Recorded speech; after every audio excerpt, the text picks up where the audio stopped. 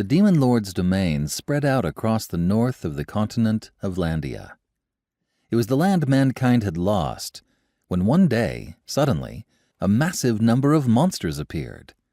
Now, the monsters ran wild across it, and it was rumored that demons and the Demon Lord lurked deep inside.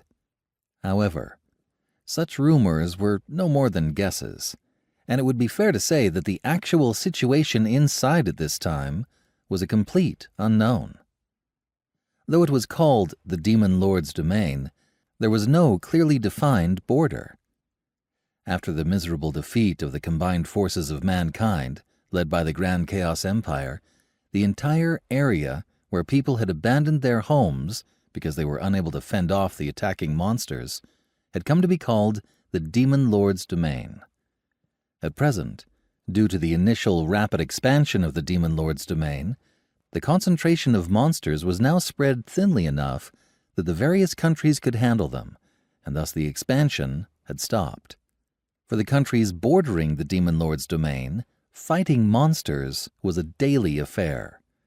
Though the expansion of the Demon Lord's domain was now suppressed, battles between mankind and monsters from the north unfolded nearly every day. There were times when the monsters attacked alone, and there were times when packs of around 10 would attack at the same time. On exceptionally rare occasions, swarms of over 100 monsters would attack, and in those cases, a single, small nation from the Union of Eastern Nations couldn't handle them alone, and would have to coordinate with neighboring countries to deal with the situation. In one such country bordering the Demon Lord's domain, the small Kingdom of Lastania, which belonged to the Union of Eastern Nations, there was a battle currently going on near the border with the Demon Lord's domain. This hadn't happened often in recent years, but around 20 monsters had just appeared near the Kingdom of Lastania. They weren't all the same type, having all come from different races. They varied from zombified rotting ogres and goblins to bizarre beasts that defied explanation, like a winged snake and a two-headed black panther.